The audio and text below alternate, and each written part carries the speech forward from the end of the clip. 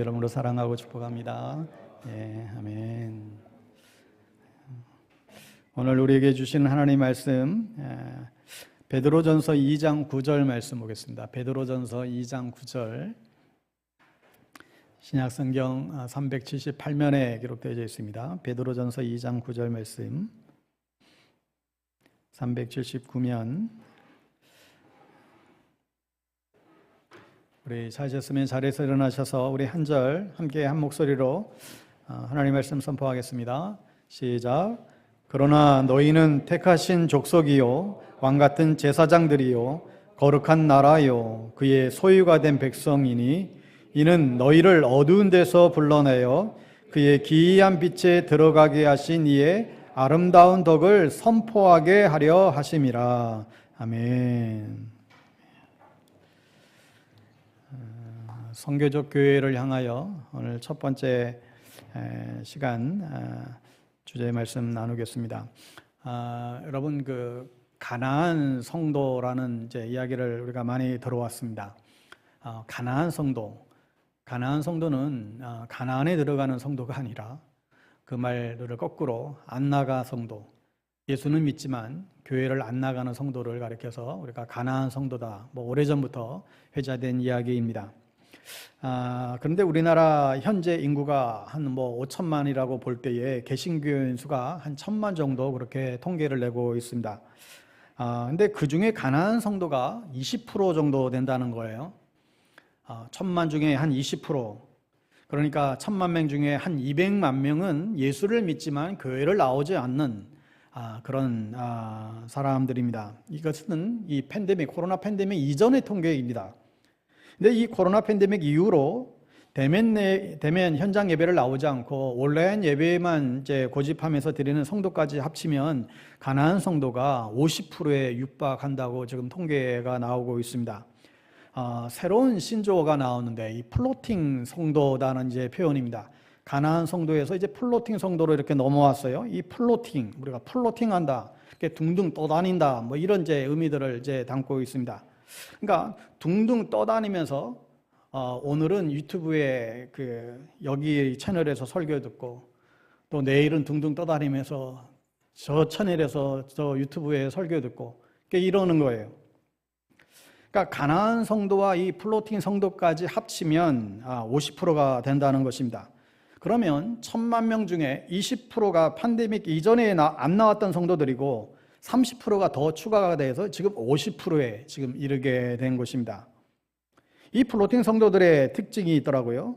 온라인 예배와 온라인 설교를 이제 쇼핑하러 다닙니다. 그래서 자기 교회 설교뿐만 아니라 적어도 자신이 추구하는 그런 설교들을 찾아서 일주일에 한 편 이상 듣는다는 거예요. 일단 이 소비자적인 마인드가 이제 강한 것입니다. 또 필요한 설교보다는 자기에게 편한 설교를 찾아 듣습니다.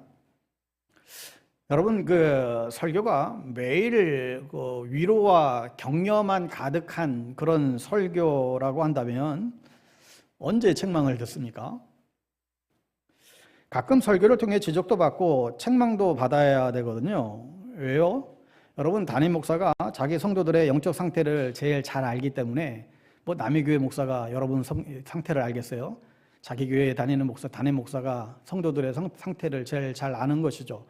그러니 담임 목사의 설교를 듣고 교훈과 책망을 받고 고칠 것은 고쳐야 되는데 그러한 불편한 설교들은 이제 다 피해가고 내가 듣기에 편하고 내가 좋아하는 듣고 싶은 설교만 이제 찾아다니는 거예요.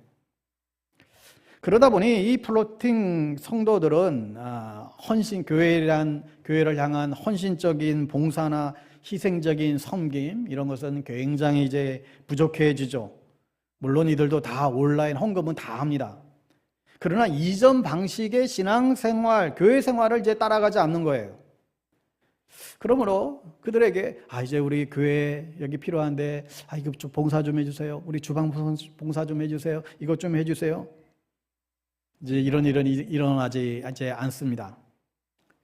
점점 이런 희생적 섬김은 멀어지고 있고, 그래서 결과적으로 이 온라인 예배, 온라인 헌금 생활은 유지하면서 가장 단순하고 필요 이상을 억제하는 소위 뭐 미니멀리스트라고 하는 이제 가장 단순화시켜 가장 최소한의 그 신앙생활을 유지하려고 하는 그런 성향이 이 플로팅 성도들의 주된 특징이다라고 이제 얘기를 합니다. 이게 오늘날 이제 현실화가 되고 있습니다. 이런 상황에서 우리 교회는 다시금 우리 자신들을 되돌아보고 지금 재정비해야 되는 그런 시점에 와 있다라고 생각이 됩니다. 그렇다면 우리가 모여 예배드리는 이 예배의, 이 교회의 존재 목적이 무엇인가? 왜 우리는 모이는지 우리의 성도의 정체성에 대해서 다시금 우리는 재정비가 이루어져야 할 것입니다. 여러분, 크리스찬이라고 한다면 자기가 섬기던 교회에서 멀리 교회를 떠나게 된다고 한다면, 여러분 멀리 이사를 가게 된다고 한다면 제일 먼저 크리스찬은 무엇을 찾겠습니까? 교회를 찾아야 되는 거죠. 그래서 주변 사람들에게 이제 묻게 됩니다. 이건 제일 좋은 교회가 어디 있을까요? 그럴 때 제일 행복한 사람은 그래요? 교회를 찾으세요? 저희 교회 오세요. 저희 교회 오세요. 우리 교회 참 좋은 교회예요. 이 사람은 참 행복한 성도죠. 제일 불행한 사람은 어떤 사람입니까? 친구 교회를 소개해 주는 사람입니다. 우리 교회 오면 텃세도 심하고, 우리 교회 오면 신앙생활 힘드니까 저 아무개 교회 가라고. 만일 이렇게 한다라고 한다면 불행한 것이죠. 이 동네에 좋은 교회가 어디 있습니까? 자, 그렇다면 어떤 교회가 좋은 교회예요? 어떤 교회가 좋지 않은 교회로 우리가 구분을 하는 것입니까? 여러분, 흔히 일반적으로 좋은 교회라고, 흔히 그냥 일반적인 좋은 교회라고 했을 때 몇 가지 크게 세 가지 큰 특징을 들 수 있습니다. 첫째는 찬양과 말씀으로 예배가 은혜로운 교회예요. 어떻게 하든지 예배 가운데에 성령의 임재가 있고 예배가 은혜가 있어야 돼요. 말씀과 찬양의 은혜가 있어야 됩니다. 두 번째는 따스한 성도들의 교제가 있는 곳이죠. 교회 오면 다들 반갑게 맞아주고 참 따스하게 친절하게 그렇게 이런 교제가 있어야 됩니다. 이와 반대로 아주 차가운 교회가 있어요. 내가 이 교회를 다니는 지 지금 3주 4주가 지나도 어느 누구 와서 인사하는 사람이 없어요. 말 거는 사람도 없어요. 오히려 경계하고 아주 차가운, 저 어디서 굴러 노릴까 이런 시선으로 보는 거죠. 여러분, 분위기라고 하는 것은 한두 번은 이제 눈속임을 할 수 있는데 두어 번 만나면 다 드러납니다. 이 사람들이 나를 진정으로 환영해주고 있구나, 이분들이 정말 나를 환대해주고 있구나, 그냥 다 드러납니다. 한두 번은 속일 수 있는데 그 다음은 다 드러나요. 세 번째는 차세대 신앙을 책임지는 교회이죠. 우리 자녀들 다음 세대의 교육을 너무 다 지금 놓치고 있으니까 이 미래 세대를 위해서 투자하고 전력을 쏟는 교회인 것입니다. 자녀들을 올바른 신앙으로 교육할 수 있는 그런 교육 체제가 잘 되어 있는 교회를 찾게 되고 그걸 좋은 교회다 생각합니다. 예를 들면 이런 것이죠. 무슨 아이들이 무슨 헌금도 내지도 않은데 무슨 돈 많이 쓴다고, 무슨 애들 무슨 그렇게 돈이 많이 들어가냐고 이렇게 볼멘 소리를 하는 교회는 미래가 없는 교회입니다. 곧 망할 교회예요. 아이들 몇 명도 되지 않는데 무슨 돈이 거기 많이 그렇게 드냐고 이렇게 말씀하시는 분들을 많이 보았습니다. 이웃교회에서, 우리 교회가 아닌 이웃교회에서 많이 보았습니다. 그런데 생각을 달리 하셔야 돼요. 여러분, 요즘 가정마다 아이들이 10명씩 낳습니까? 한둘이잖아요. 한둘. 많아요. 한둘. 하나에 그치는 경우는 또 이제 더 많아요. 여러분, 집안에 아이가 하나뿐이라고 대충 하십니까?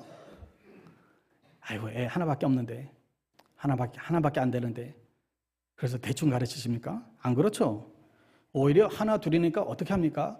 더 아이에게 할 수 있는 모든 교육적인 투자는 능력이 안 돼서 못 하는 거지, 할 수만 있으면 다 하려고 하는 거예요.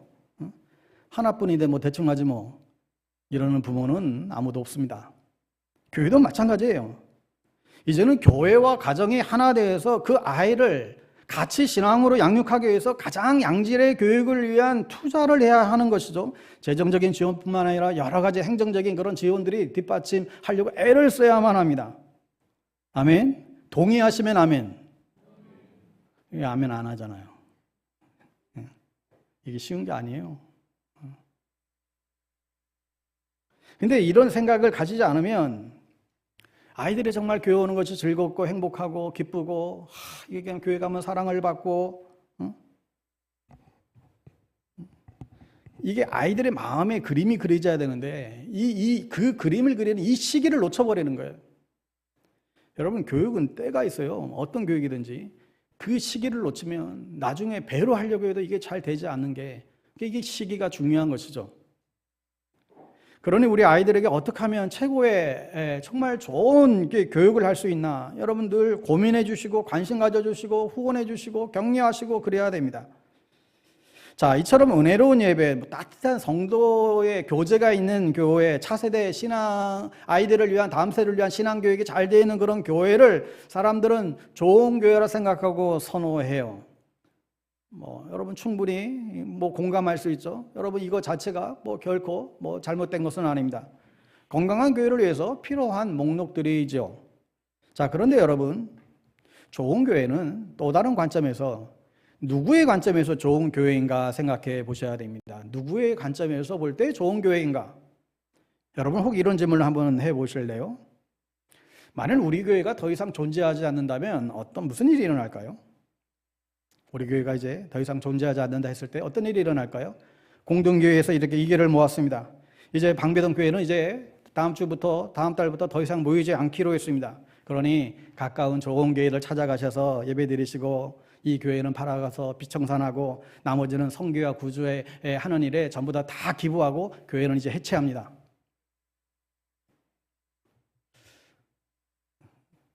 저 목사가 제정신인가?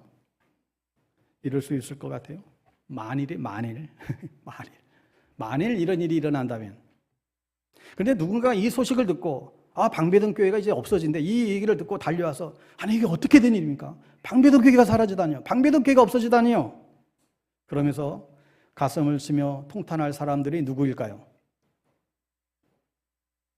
이게 우리 질문이에요. 만약에 우리 교회가 없어진다고 했을 때 정말 가슴 아파하며 안타까워하며 정말 가슴을 같이 울어줄 그 사람들은 누구일까요? 우리 성도들 빼고, 방배동 교회 성도들은 빼고 누가 안타까워할까요? 누가 가슴을 치면서 그 교회 정말 좋은 교회였는데 정말 그러면서 슬퍼할 사람이 누구일까? 옆에 분들에게 물어보세요. 누가 슬퍼할 것 같으세요? 여러분, 상식적으로 어느 교회가 사인들이 다 있겠지만 어느 교회가 사라진다 했을 때 그럼 누가 좋아할까요? 누가 그럽디다? 이웃교회가 제일 좋아한다고. 자기네 교회로 흡수하려고. 이웃교회가 분쟁이 나면 같이 안타까워하고 이제 불평하는 게 아니라 야 우리 교회 와, 우리 교회 와. 자기 교회에 이제 또 숫자 늘리려고 좋아한다는 거예요.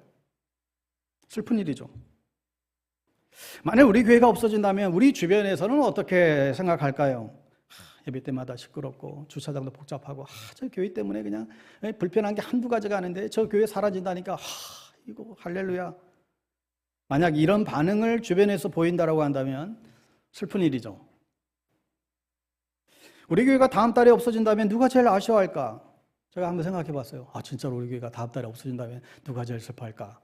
생각해 보니까 몇 가지 생각이 났어요. 주민센터에서 슬퍼하겠구나. 우리 반차봉사 기다리는 분들이 계신데 이 복지 사각지대에 있는 이 독거 노인들 그래도 매주마다 반찬 한번 제공하면 두세 번 그걸 식사하시는데 그거 기다리고 있는 분들이 많이 계신데 그분들이 그거 끊기면 슬퍼하겠구나. 이 생각이 들었어요. 또 하늘 창구 사역으로 필요한 생필품을 제공하는 그 가정이 있는데 이 가정이 끊기면 또 어려워지겠구나. 우리 교회가 후원하는 미자립 교회 또 선교사님들 적지만 그 후원금이 이제 다 끊기게 되면 슬퍼하겠구나.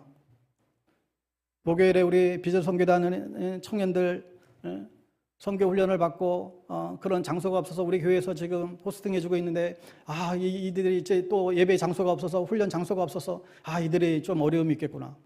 이런 몇 가지 생각이 들었어요.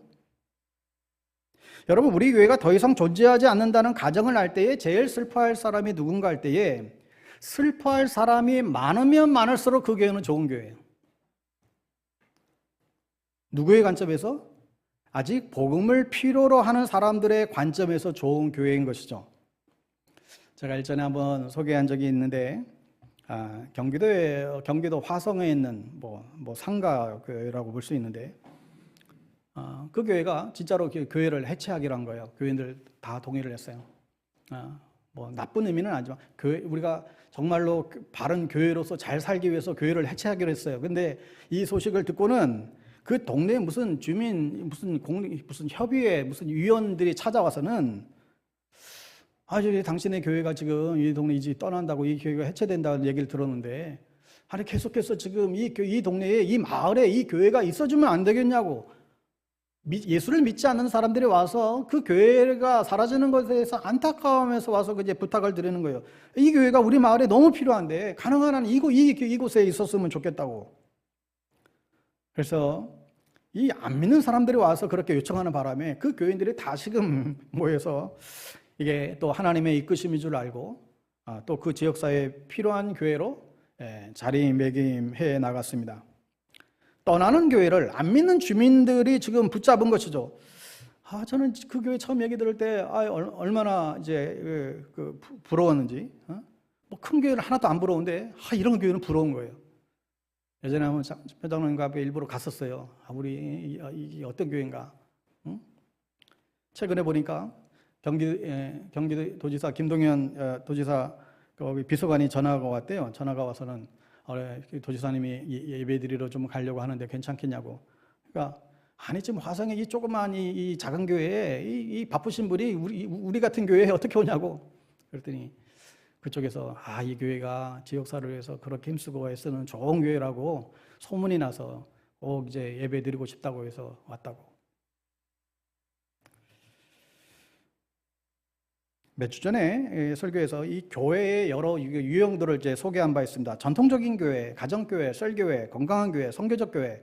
이게 하나하나 다 구분됐다기보다 여러 가지가 얽혀 있는 그런 모습들이 사실 있죠. 그런데 우리가 궁극적으로 우리 교회가 추구해야 될, 나가야 될 교회의 모습은 선교적 교회에 있습니다. 그러면 여러분이 우리 교회가 이제 선교적 교회 한다면 무슨 생각이 일단 들까요? 오늘 목사님 이제 선교헌금 많이 하라고 하시는가? 이제 선교비 예산 많이 책정하라고 하시는가? 선교사를 많이 이제 우리도 좀 더 많이 후원하자는 얘기인가? 구제 더 열심히 하자고 하는 얘기인가? 이렇게 생각하시는 분이 많을 수 있을 것 같아요. 그러나 그 이야기가 아닙니다. 오늘부터 해서 앞으로 이제 몇 주 동안 이 선교적 교회에 대해서 다시금 이제 말씀을 나누고자 하는데, 여러분, 우리 교회 입구에 세워진 배너, 우리 교회를 안내하는 그 배너에 보면 우리 교회는 외형적인 성장을 추구하기보다 하나님 앞에서 책임 있는 삶과 일상에서 하나님 나라를 이루어가는 선교적 교회를 목표로 합니다. 이렇게 명시되어져 있습니다. 어느 선교학자가 선교적 교회에 대해서 아주 제 마음에 이제 확 들어오는 아주 단순한 핵심적인 정의를 내려주셨어요. 뭐냐 하면 선교적 교회란 이기적인 교인을 이타적인 교인으로 바꾸는 것이다. 동의가 되세요? 선교적 교회는 이기적인 교인을 이타적인 교인으로 바꾸는 것이다. 그러니까 신앙생활을 나를 위해서 신앙생활을 하는 것이 아니라 아직 예수 믿지 않는 사람들을 위해서 신앙생활을 하는 교회, 그리고 그런 성도들을 훈련시켜서 세상으로 내보내는 교회가 선교적인 교회라는 것입니다. 지난번에도 말씀드렸듯이 네슬리 유비긴이라고 하는 영국의 선교학자가 인도 선교를 다 마치고 은퇴해서 자신의 고국으로 돌아갔더니 오히려 그 자기를 파송한 그 영국 교회가 다 무너지고 오히려 선교지가 되었다라고 하는 그런 충격을 그가 받죠. 그래서 이게 왜 이렇게 됐는가? 그렇게 가득 찼던 예배당이 텅 다 비어 있고 왜 이렇게 되었는가? 그분이 각성하며 그가 내린 하나의 선교 운동이죠. 건물 중심의 교회, 전통적인 그런 교회론을 다 이제 파괴하고 건물에 얽매이지 않고 세상에 침투해서 하나님의 나라를 세워가는 이 선교적 교회를 그가 주창하기를 시작했습니다. 그 이후 지금까지 한국을 비롯해서 세계의 많은 교회들은 이 포스트 모던 현대 사회 가운데에 교회가 추구해야 될 가장 이상적인 모습으로 이 선교적 교회를 촉구하고 있는 바야에 있지요. 자, 그렇다면 과연 성경은 교회에 대해서 어떻게 말씀하고 있는가 먼저 살펴볼 필요가 있는데, 성경은 많은 그림 언어를 통해서 우리에게 설명하고 있는데, 교회는 무엇인가? 교회는 그리스도의 몸이다. 교회는 패밀리다. 교회는 가족이다. 뭐 등등의 많은 이제 소개들이 있습니다. 근데 오늘 본문 여러분 베드로전서 2장 9절에 보시면 이런 말씀이 나오죠. 너희는 택하신 족속이요 왕 같은 제사장들이요 거룩한 나라요 그의 소유가 된 백성이니 이는 너희를 어두운 데서 불러내어 그의 기이한 빛에 들어가게 하신 이의 아름다운 덕을 선포하게 하려 하십니다. 이 말씀은 출애굽기 19장 5절 6절 말씀을 사실 인용한 것인데, 그러니까 너희는, 이 말은 모세가 이스라엘 백성들을 출애굽하여 이끌고 나왔을 때 했던 이 시내산 언약의 내용입니다. 이 말씀은 오늘날 하나님의 백성으로 부르심을 받은 교회를 향한 이 정체성과 사명, 비전이 무엇인지 분명하게 보여주고 있는 거예요. 교회는 무엇인가? 교회는 무엇을 위해서 존재하는가? 너희는 택하신 족속이고 왕같은 제사장이고 거룩한 나라고 그의 소유된 백성이니, 그러니까 성도의 정체성이 뭐냐? 택하신 족속, 왕같은 제사장, 거룩한 나라, 그의 소유된 백성인 것이죠. 그러니까 이 선교적인 삶을 산다라고 하는 것은 이 네 가지의 개념을 정확하게 이해하고 이 정체성답게 살아가는 데에 있어요. 첫째는 택하신 족속입니다. 택하신 족속이다. 여러분, 그런데 이스라엘 백성들은 이 택함의 원리, 즉 선민의식에 대해서 잘못 생각을 한 거예요. 여러 민족 가운데에 우리를 특별하게 여기서 우리를 특별하게 선택받은 그런 선민이고, 그래서 우리는 구원받은 천국 간다라고 하는 그런 의식을 가졌어요. 택함을 받지 못한 사람들은 하나님 앞에 버림받은 그런 민족이다, 이런 생각을 그가 가졌다는 거예요. 그러나 여기서 말하는 이 택함의 의미는 여러 민족 가운데에 특별히 너희가 사랑스럽고 너희가 잘나서 택하신 이유가 아니라, 그 택함은 천국 가는 특권을 누리기 위한 택함이 아니라 하나님의 목적대로 쓰기 위해서 택했다는 거예요. 즉 선택을 받은 이유가 특권이 아니라 하나님의 목적대로 쓰이기 위해서 택했다라는 것입니다. 따라서 오늘날 교회를 이루는 선교적인 삶을 살기 위한 성도라고 한다면, 택함을 받는 것은, 우리가 하나님의 자녀로 택함을 받는 것은 내가 어떤 특권을 누리기 위해서가 아니라 하나님의 뜻대로 살기 위하여, 하나님의 뜻을 이루기 위하여 하나님이 우리를 선택했다라는 사실을 마음에 가지셔야 됩니다.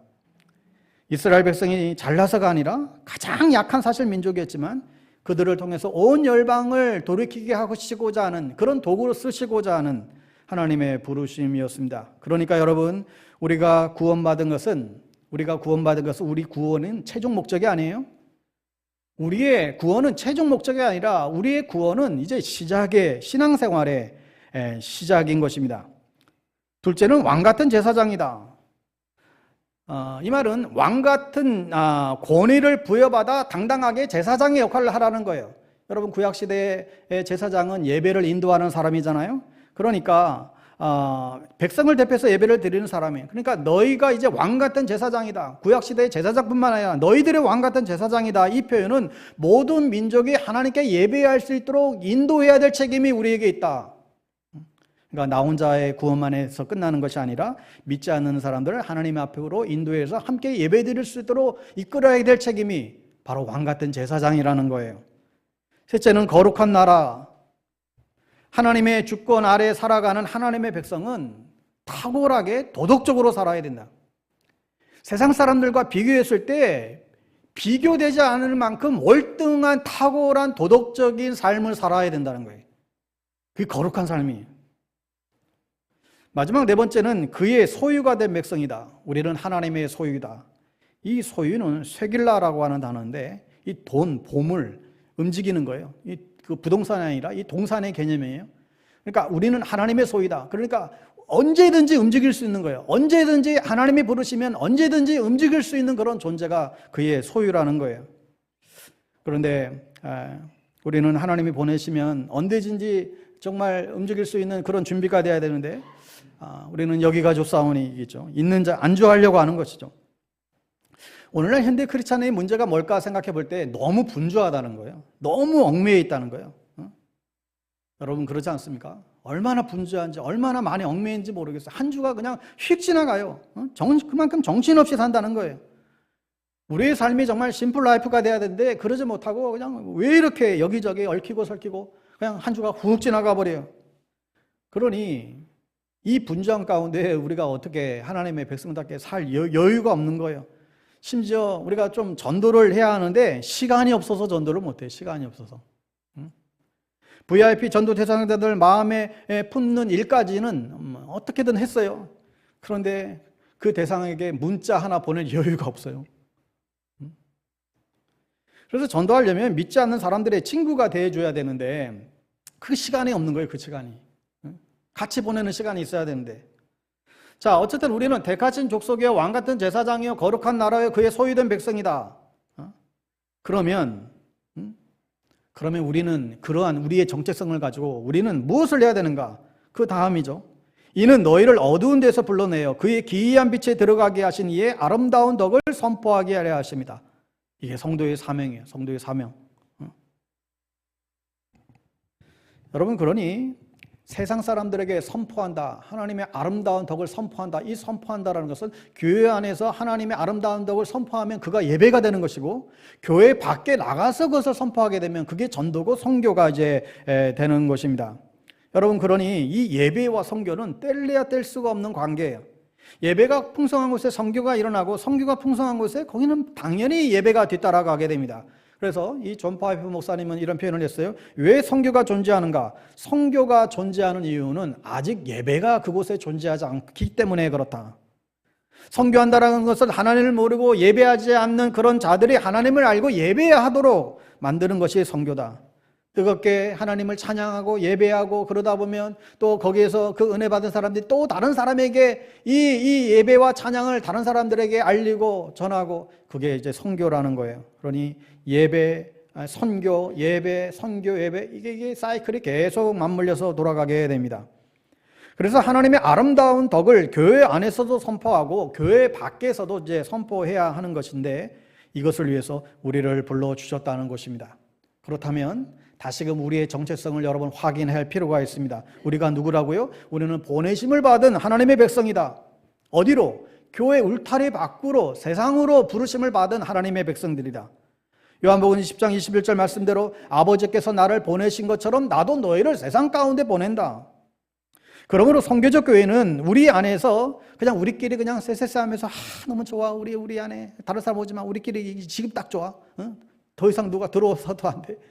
여러분, 그게 우리끼리 노는 게 아니라 교회에 온 성도들을 잘 훈련해서 월요일부터 토요일까지 정말 하나님께서 보내시는 곳곳에 선교사로 가서 그곳을 통해서 하나님을 예배하는 예배자들을 세워나가는 일들을 해야 한다. 그게 우리에게 주어져 있는 일입니다. 여러분, 그러니 선교적 교회란 온 성도가 세상으로 보내심을 받아 정말 그 구원의 삶을 살며 하나님의 선교에 동참하는 그런 신앙 공동체임을 알 수 있습니다. 이것은 일부 성도만이 아니라 일부 헌신된 사람만이 아니라 온 성도가 건강한 영성을 갖고 이 세상에서 선교적 삶을 살아가야 된다는 거예요. 성도 한 사람 한 사람이 세상으로 정말 세상을 섬기는 그런 이타적인 그런 마음을 가지고 세상 속에서 살아가야 된다. 그렇게 살아가도록 훈련하고 파송하는 일을 이제 교회가 해야 할 일이라는 것입니다. 여러분, 교회사에 보면 모라비안 공동체나 브루도프라는 공동체들을 우리가 대표적으로 볼 수 있어요. 이 모라비안 공동체라고 하는 그 교회는 엄청난 숫자의 선교사를 파송했습니다. 그들은 정말 온 성도가 세계 선교를 위해서 몇백 년, 100년 이상을 그들은 기도해 왔어요. 정말 100년 이상을 온 성도가 그 선교를 위해서 끊임없이 중보 기도를 해왔습니다. 가는 이가 있으면 중보하는 이가 반드시 있어야 된다고 그들은 믿었기 때문에 그 일들을 해온 것이죠. 여러분, 세상으로 보냄을 받았다라고 하는 말은 이 교회의 사도성의 회복을 말하는 것인데요, 주님의 제자들을 사도라고 이렇게 칭했잖아요. 우리도 주님의 가르침을 받고 세상에 나가서 주님이 하신 일을 그대로 행하는 이 사도성을 우리도 회복해야 된다는 것입니다. 그래서 교회는 세상으로 보냄을 받았기 때문에 성도들이 우리의 사역의 본 메인은 교회가 아니라 우리가 살아야 될, 우리가 사역해야 될, 우리가 활동해야 될 주 무대는 교회 담장 밖에서 세상 속에서 이루어져야 한다는 거예요. 물론 주일에는 교회 안에서도 우리가 모여서 살아계신 하나님을 예배하고 찬양하고 우리 성도들 안에 정말 깊이 있는 친밀한 교제를 나누고 서로 격려하고 보내지만, 물론 교회 안에서도 우리가 해야 될 일이 있지만, 그러나 실제는 교회 밖에서 일어나는 거예요. 정말 그리스도인으로서 우리가 살아가는 삶은 교회 밖에서 일어나는 일들이에요. 그러니까 교회 안에서는 우리가 좀 실수하고, 여러분 그래도 아무 상관없어요. 교회 와서는 여러분 긴장하지 마세요. 교회 와서는 말씀과 기도 가운데 좀 쉼과 영적인 안식을 누리는 이 시간이지, 교회 와서도 일만 하다가 간다, 여러분 그러지 마세요. 교회는 일하러 오는 곳이 아니에요. 일하느라고 그냥 다 피곤해. 예배당 문을 나서는 순간 세상으로 보내심을 받아 우리는 그 세상 가운데 들어가 세상 속에서 그리스도인답게 살아가는 일에 우리의 주된 일이죠. 오늘날 많은 교회가 이 부분에서 사실 실패해 왔습니다. 교회 안에서 열심을 품은 성도들은 끊임없이 교회에서의 사역들을 하느라고 모든 시간과 에너지 다 소비하다 보니까 정작 자신이 나가서 해야 될 세상 속에서는 아무런 힘을 잃고 마는 거예요. 세상에서 싸워 이길 힘이 없어요. 왜요? 교회에서 그냥 에너지를 다 소진했어.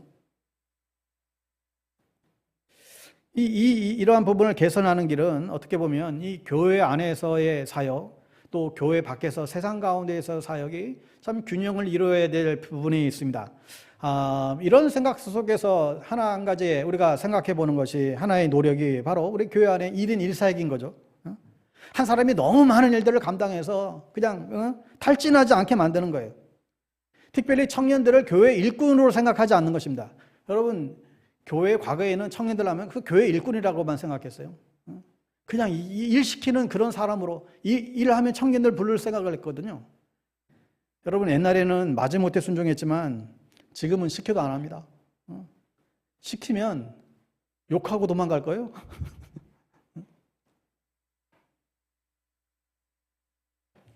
하지만 우리가 현실적인 문제가 있잖아요. 사실 현실적인 문제는 분명히 있습니다. 뭐 많은 재원들이 있으면 한 사역만 해도 충분해요. 그런데 작은 교회일수록 여러분 사람이 없다는 빌미로 이것도 하고 저것도 하고 이런 사실 악순환이 좀 일어나는 것이죠. 그래서 참 이 지혜가 필요한 것 같습니다. 여러분, 저희 교회도 최소한 정말 사람 없다고 억지로 시키지 말자. 그냥 눈치 보면서 마지못해 이렇게 하지는 말자. 자원하는 사람들만 중심으로 일단 하자. 어떤 사역이든 억지로는 시키지 말자. 이런 생각을 갖는 거죠. 또 그렇다고 성도의 의무와 그 책임을 게을리 하라는 얘기는 아니에요. 우리가 성도로서 책임과 의무가 있잖아요. 그건 최선을 다해서 하시는데 감사와 기쁨으로 해야 돼요. 억지가 아닌. 여러분, 주일은 힘을 빼러오는 날이 아니고 일하느라고 다 탈진하고 힘 다 빼놓는 날이 아니고, 여기는 교회는 정말 성령의 불 받으러 오는 곳이고 은혜 받으러 오는 곳이고 새 힘으로 충전되어 세상 가운데서 싸워 나갈 수 있는 힘을 재충전받는 곳이 교회예요. 정작 세상에 나가서 우리가 선교적인 삶을 살아야 되는데 다 지쳐 쓰러진다고 한다면 연습 게임에서는 이기고 정작 본 게임 가서는 져버리는 것과 똑같아요. 제가 오랜 청년사역 그래도 한 10년 가까이 했는데 10년 하면서 청년사역 마치고 나면서 가장 제가 하나님 앞에 회개했던 부분이 사실 이 부분이었어요. 청년들을 교회에 충성하고 교회 일에 열심히 있는 사람들로 리더들 그렇게 양육하고 훈련하는 일에는 최선을 다해왔지만 정작 세상 속에서, 가정에서, 직장에서 하나님의 사람으로 어떻게 살아가야 되는지 여기에 대해서는 그렇게 중점을 두지 않는 거예요. 그냥 소홀히 한 거예요. 그냥 교회를 열심히 하면, 교회 와서 열심히 충성하면 그냥 믿음 좋은 사람으로 치부해버린 거예요. 근데 나중에 보니까 세상 나가서 잘 못 살고 있더라고요. 그러니 이 모든 게 이제 균형이 중요합니다. 교회를 열심히 하는 게 중요한 게 아니라 세상 속에서 성도들이 얼마나 택하신 족속의 왕 같은 제사장이요, 거룩한 나라요, 그의 소유된 백성이 이 정체성을 가지고 얼마나 성도답게 잘 살고 있는가, 이 질문에 자신 있게 대답할 수 있는 것이 정말 그게 돼야 되는데 사실 그렇지가 않은 거죠. 그러니까 사실 교회 안에 사람이 많이 모이는 거 좋지만 사람 모이면 더 좋죠. 그러니까 더 중요한 것은 많이 모인 성도들이 많이 세상 속에 흩어져서 얼마나 하나님 앞에서 책임 있는 삶을 일상 속에서 살아가고 있는가, 세상에서 정말 빛과 소금으로 선한 영향력을 미치며 교회로서 살아가고 있는가, 여기에 더 포커스를 두는 것이 선교적 교회입니다. 여러분 세상에는 온갖 교회들이 있는데 크게 이렇게 또 부류를 나눌 수 있을 것 같아요. 첫째는 죽어가는 교회예요. 두 번째는 비만형의 교회가 있어요. 세 번째는 성교행의 교회 이렇게 구분할 수 있는데 여러분 계속 얘기하지만 성교형 교회라고 하는 것은 선교사를 많이 파송하고 선교비 많이 지출하고 그런 교회를 얘기하는 게 아니에요. 선교적 교회는 성도를 올바르게 가르쳐서 교회가 이기적인 교회가 아니라 이타적인 교회가 되도록 그런 성도들이 되도록 애쓰는 교회예요. 믿지 않는 사람들을 위해서 더 힘쓰는 그런 교회예요. 자기 자신을 내어서 희생할 줄 아는 교회가 선교적인 교회죠. 우리는 좀 덜 쓰더라도 남을 위해서 좀 더 많이 희생하고 남을 더 베풀고 그래서 주님을 증거하는 그런 교회가 선교적인 교회의 모습입니다. 온 성도가 일부가 아니라 온 성도가 그런 선교적인 삶을 살아가도록 애쓰는 게 이 선교적 교회예요. 자, 첫째 이 죽어가는 교회. 여러분 죽어가는 교회는 어떤 교회입니까? 서서히 죽어가는 거예요. 서서히. 굉장히 교회가 약하거나 병이 들거나 죽어가는 교회가 있습니다. 한국 교회는 미국 교회를 답습하니까 이것도 또 비슷해요. 여러분 우리 주변에 죽어가는 교회가 많습니다. 대표적으로 왜 죽어가느냐? 왜 죽어갈까요? 가장 큰 게 이거예요. 고령화예요. 고령화되어서 죽어가요. 젊은 피가 계속 교회 안에 돌아와야 되는데 젊은이들 다 빠져나가고 들어오지는 않고 그러니 계속 고령화 이 연세대청들만 교회를 계속 유지하다가 장례식 치르면서 끝나는 거예요. 이게 고령화 죽어가는 교회예요. 이게 우리 전통적인 교회의 지금 현실이죠. 실질적으로 한국 교회학교 반 이상이 지금 주일학교가 없다고 지금 하잖아요. 그러니까 이게 정말 우리는 쉽게 듣지만 한 세대가 지나면 이게 끝나는 거예요. 한 세대가 지나면 그 교회가 우리의 의지와 상관없이 끝나버린다니까요. 북미에 적어도 100년, 150년 전만 해도 외곽 작은 마을에 가면 항상 마을 중심에 교회가 있었다고 그래요. 그런데 미국도 세월이 지나면서 점점 지방에서 또 농촌에서 젊은이들 다 떠나고 또 점차 교회가 다 고령화되고 약해지고 병들어진 것이죠.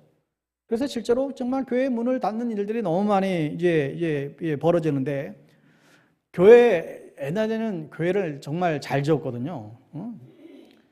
보통 예전에는 교회를 지을 때 한 번 교회를 짓는다 하게 되면 최소 한 20년을 내다보고 짓습니다.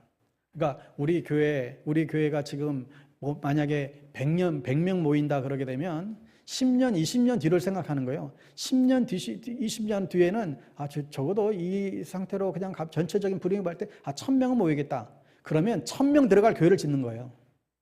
교회는 그렇게 해왔어요. 한국 교회가 커진 게 다른 교회, 외국 교회도 그렇습니다. 그렇게 교회를 그 생각에 교회가 사실 좀 커지게 된 영향도 있죠.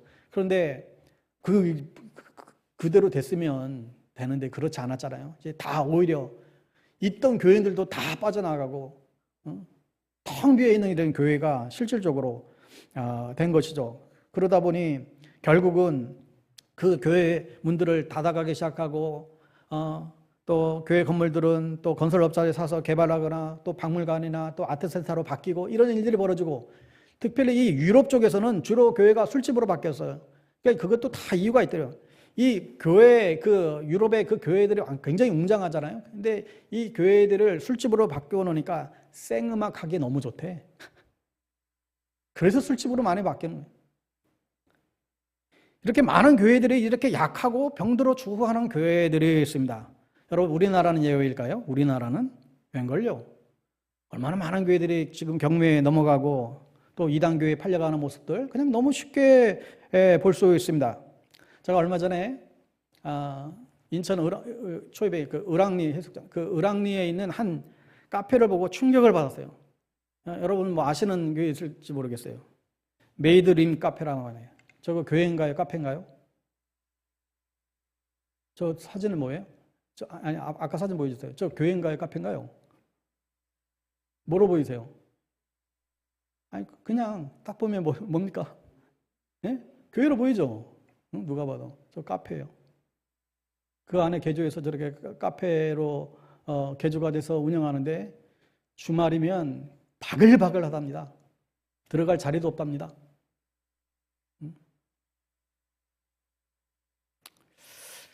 이게 막 메스감도 타고 그랬다는데 참 이제 뭐 사연이 있겠지만 이런 게 이제 가슴이 아픈 거죠. 자, 두 번째는 비만형 교회. 끝없이 살만 찌는 교회. 나중에는 스스로 일어날 힘도 이제 없는 그런 교회. 이런 교회가 있을까요, 없을까요? 비만형 교회. 이런 교회도 많잖아요. 이런 비만형 교회일수록 목사님의 카리스마가 대단합니다. 교회도 의리의리하게 지어놨고 성도들도 그 교회 다니는 자부심도 대단해요. 나 이런 교회 다닌다고. 그런데 이런 비만형 교회들은 매우 건강하지 않다는 거예요.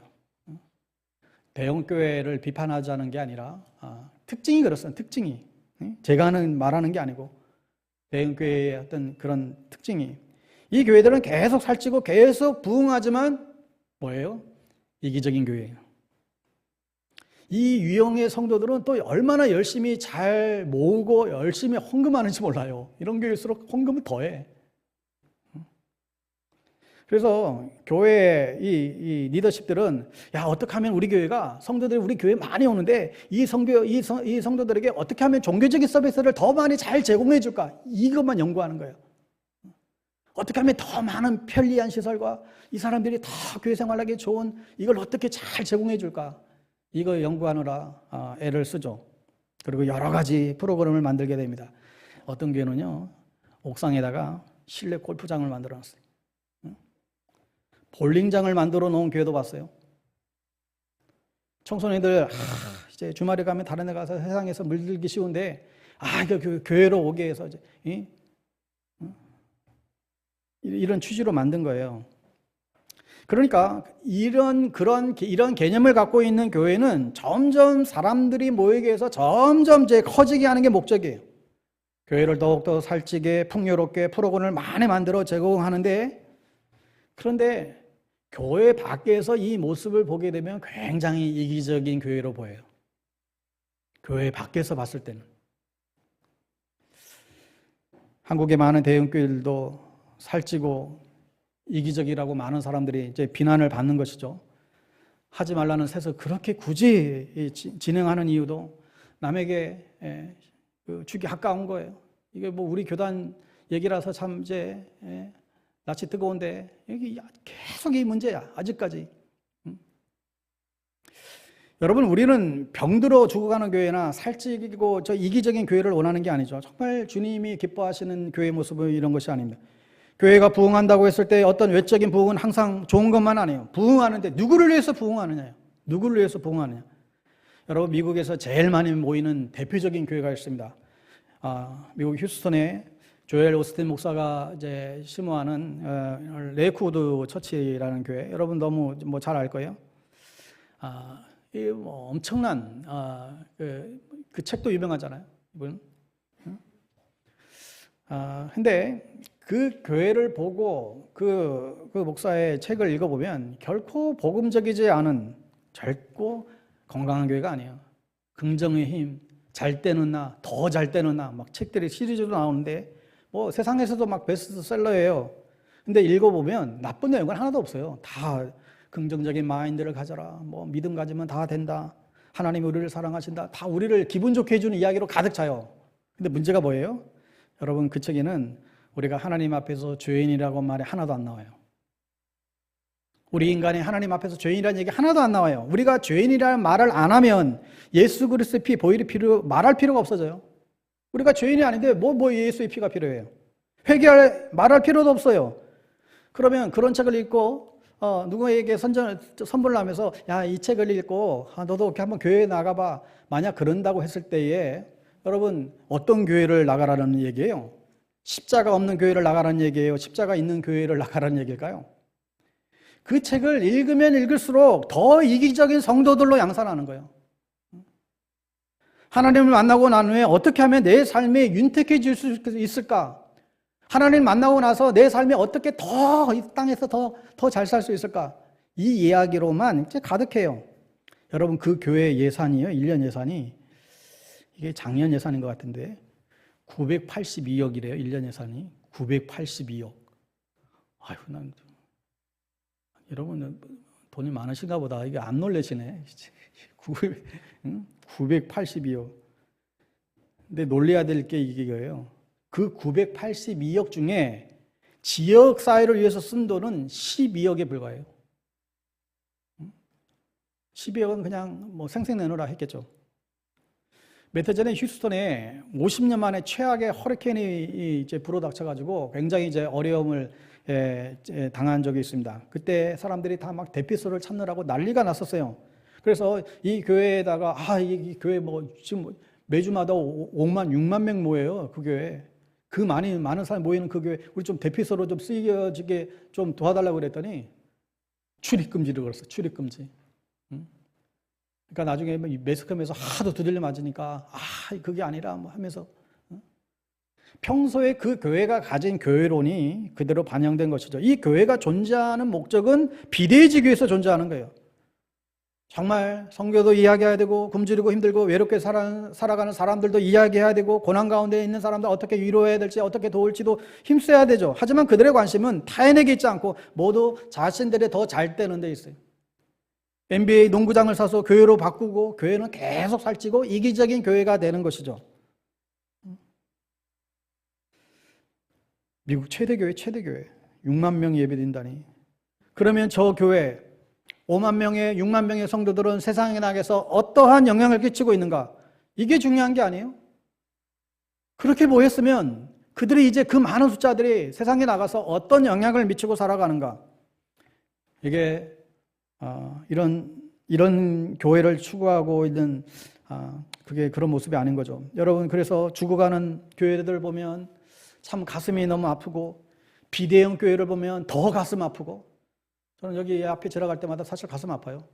여기 옆 교회 지나갈 때마다 와가 아니라 그냥 가슴 아파. 가슴 아프고 그래서 우리가 추구해야 될 교회는 성교적 교회라는 거예요. 보내심을 받은 교회다. 주일에는 성도들이 모여서 아주 열심히 찬양하고 예배하지만 월요일부터 토요일까지는 하나님께서 보내신 그곳에서 그것이 학교가 될 수 있고 직장이 될 수 있고 가정이 될 수도 있고 어디든지 하나님이 보내신 그곳에서 정말 크리스찬답게 살아가는 거예요. 아니 어떻게 저렇게 예수를 믿을 수 있지? 아니 저 사람들은 어떻게 저렇게 살아가지? 정말 대단하네. 이는 우리를 어두운 데서 불러내어 그의 기이한 빛에 들어가게 하신 이의 아름다운 덕을 선포하기 위해서 교회 안에서만 선포하는 것이 아니라 교회 밖에서 선포하기 위해서 이게 선교적인 교회입니다. 여러분 저는 우리 방배동 교회가 정말 주님이 기뻐하시는 그런 교회로 그렇게 자라게 되기를 간절히 바랍니다.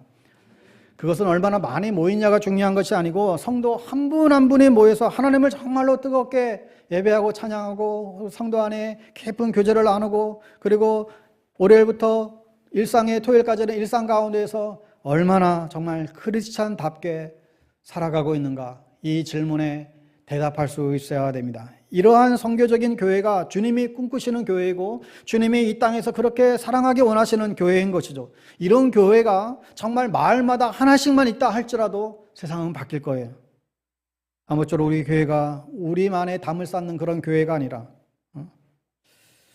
여러분 모두가 세상 속으로 보냄받은 선교사임을 우리가 기억하고 선교적인 삶을 살아가는 그런 교회 다 될 수 있기를 주의 이름으로 축원합니다. 우리 찬양하고 우리